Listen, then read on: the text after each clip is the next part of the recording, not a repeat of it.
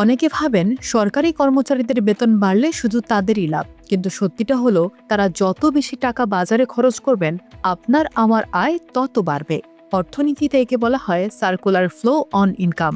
কিভাবে কর্মচারীদের একটি শপিং ট্রিপ বা রেস্টুরেন্টে খাওয়া দেশের ঝিমিয়ে পড়া অর্থনীতিকে চাঙ্গা করে দেয়, চলুন এর পেছনের চমৎকার বিজ্ঞানটি বুঝে নেই। অর্থনীতিতে একটি প্রবাদ আছে, আপনার খরচই হলো অন্য কারো আয়। যখন সরকারি কর্মচারীদের নতুন পে স্কেলে বেতন বাড়ে এবং তারা খরচ করতে শুরু করেন, তখন সেই অর্থ অলস বসে থাকে না। এই প্রক্রিয়াকে বলা হয় মাল্টিপ্লায়ার ইফেক্ট। একজন কর্মচারী যখন একটি নতুন ফ্রিজ কেনেন, তখন সেই টাকার একটি অংশ পান শোরুম মালিক, একটি অংশ পান সেলসম্যান, আর বড় অংশটি যায় উৎপাদনকারী কারখানায়। এভাবে একটি একক খরচ বাজারের বিভিন্ন স্তরে আয়ের নতুন উৎস তৈরি করে। টাকা যত দ্রুত হাত বদল হয়, অর্থনীতির বাজার তত জোরে ঘোরে। বাংলাদেশের মতো উন্নয়নশীল দেশে অভ্যন্তরীণ চাহিদাই হল অর্থনীতির প্রধান চালিকা শক্তি।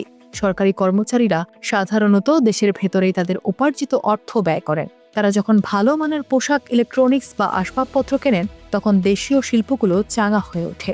নতুন পে স্কেলের ফলে তৈরি হওয়া এই বিশাল চাহিদা মেটাতে গিয়ে দেশীয় কোম্পানিগুলো তাদের উৎপাদন বাড়াতে বাধ্য হয়। এর ফলে কারখানায় নতুন শ্রমিকের প্রয়োজন হয়, যা সামগ্রিকভাবে দেশের বেকারত্ব কমাতে সাহায্য করে। খরচ বাড়ার অর্থ কেবল পণ্য কেনা নয়, বরং সেবার চাহিদা বাড়ানো। বেতন বাড়লে সরকারি কর্মচারীরা শিক্ষা, স্বাস্থ্য এবং বিনোদন খাতে বেশি বিনিয়োগ করেন। তারা তাদের সন্তানদের ভালো স্কুলে পাঠান, উন্নত হাসপাতালে চিকিৎসা নেন, কিংবা ছুটিতে সপরিবারে ঘুরতে যান। এই বাড়তি খরচের ফলে প্রাইভেট স্কুল, ক্লিনিক এবং পর্যটন কেন্দ্রগুলোর আয় বাড়ে। সেবা খাতের এই প্রবৃদ্ধি জিডিপিতে বড় অবদান রাখে। এভাবে কর্মচারীদের জীবনযাত্রার মান উন্নয়ন পরোক্ষভাবে দেশের সার্ভিস ইন্ডাস্ট্রিকে শক্তিশালী করে। সরকারি কর্মচারীদের খরচ বাড়লে সরকারের কোষাগারেও অর্থের প্রবাহ বাড়ে। কিভাবে? প্রতিটি কেনাকাটার সাথে যুক্ত থাকে ভ্যাট বা ভ্যালু অ্যাডেড ট্যাক্স। কর্মচারীরা যত বেশি পণ্য বা সেবা কিনবেন, সরকার তত বেশি পরোক্ষ কর আদায় করতে পারবে। এছাড়া যে ব্যবসায়ীরা এই পণ্য বিক্রি করে লাভ করছেন, দিন শেষে তারাও সরকারকে আয়কর দেবেন। অর্থাৎ সরকার বেতনের পেছনে যে টাকা ব্যয় করছে, তার একটি বড় অংশ ট্যাক্স হিসেবে আবার সরকারের কাছেই ফিরে আসে। এই রাজস্ব দিয়ে সরকার পরবর্তীতে নতুন উন্নয়ন প্রকল্প হাতে নিতে পারে। সরকারি কর্মচারীদের একটি বিশাল অংশ উপজেলা ও গ্রাম পর্যায়ে কর্মরত। তাদের বেতন বাড়লে এবং তারা স্থানীয় বাজারে খরচ করলে গ্রামীণ অর্থনীতিতে অর্থের যোগান বাড়ে।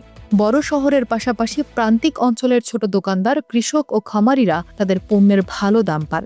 এই অর্থ যখন গ্রামের সাধারণ মানুষের হাতে পৌঁছায়, তখন তারা আবার সেটা খরচ করে। এভাবে নতুন পে স্কেল শহর ও গ্রামের অর্থনৈতিক বৈষম্য কমাতে এবং সারা দেশের অর্থপ্রবাহে ভারসাম্য আনতে সাহায্য করে। পরিশেষে সরকারি কর্মচারীদের খরচ বাড়ানো কোনো বিলাসিতা নয়, বরং এটি একটি সুস্থ অর্থনীতির লক্ষণ।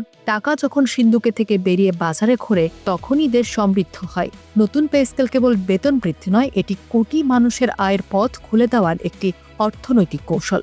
কর্মচারীরা যত আত্মবিশ্বাসের সাথে খরচ করবেন, বাজার তত স্থিতিশীল থাকবে এবং সাধারণ মানুষের পকেটেও তত বেশি টাকা আসবে। এভাবে সমষ্টির খরচ হয়ে ওঠে দেশের সমৃদ্ধির মূল ভিত্তি।